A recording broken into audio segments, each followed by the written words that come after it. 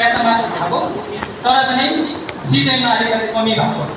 त्यस कारणले चाहिँ हामी यहाँ जनताको माग अनुसार हामीले के सम्बोधन गर्न सकेको भने मान्यतालाई हामीले यो कृषिको विषयमा चाहिँ नि सिँचाइको धेरै अभाव छ। सिँचाइको विषयमा हामीले तपाईँको यहाँ बोरिङहरू त छ तर पनि बोरिङ भए पनि त्यसले चाहिँ राम्रोसँग कार्य नसकेको कारणले अहिले हामी यदि नेपाली हलमा यति हलमा लगभग 3टा बोरिङलाई चाहिँ हामीले चाहिँ कार्यान्वयन गर्न सक्यो भने जब यहाँको किसानलाई चाहिँ हामीले भुक्तान हुन्छ कि भन्ने चाहिँ एउटा विषयमा चाहिँ यहाँ प्रस्ताव राख्न चाहिए। किनभने 3टा बोरिङलाई चाहिँ हामीले चाहिँ यहाँ रोजगार मार्केटमा हेर्न चाहिँ हाम्रो किसानहरूले। त्यस कारणले अर्को कुरो के छ भने हाम्रो किसानहरूलाई हामीले किसान भनेका छन् नेपालको चाहिँ किसान चाहिँ देश भन्छन् तर पनि के छ भने हामीले समयमा बिउ मल जल त्यस्ताहरू पनि पाउन अलिकति पछि नै भइरहेको छ।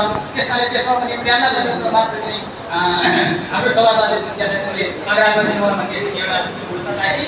र अर्को कुरो के छ भने हामीले किसानलाई अलिकति के छ भने किसानले धेरै मर्कामा काम गरिरहेको छन्। किनभने उसले घाटा नाफा केही नगरिकन चाहिँ काम गरिरहेको हुन्छन्, तिनी बिमा नगरेको हुन्छन्। त्यस कारणले तिनीले रात बितेको हुन्छन्। त्यस कारणले त्यसको विषयमा चाहिँ रातहरू पनि उपलब्ध गरायो भने किसानलाई के चाहिँ उपलब्ध गरायो भने त्यसमा किसानलाई अलिकति उत्थान हुन्छ भन्ने एउटा चाहिँ माध्यम राख्न चाहे। र अर्को कुरो के छ भने अलिकति किसानलाई चाहिँ अलिकति के छ भने किसानले नगरिकन केही नहुने हो जस्तो देखिन्छ।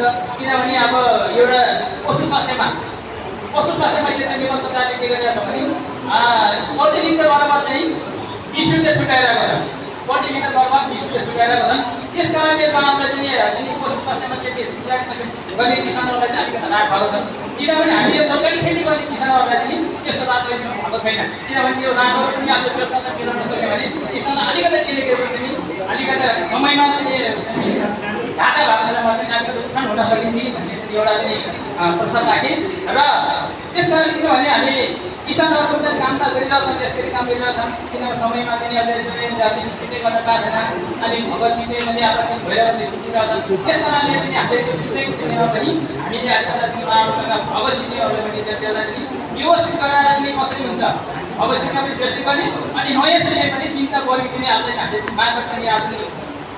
यहाँको चाहिँ उपभोक्ताले चाहिँ माग गरेको छ 3टा बोरिङ चाहिँ हामीले उपलब्ध गऱ्यो भने केन्द्रीय स्वास्थ्य हुन्छ भन्ने कुरा उहाँले हुनेछ भन्ने पनि आग्रह गरेँ।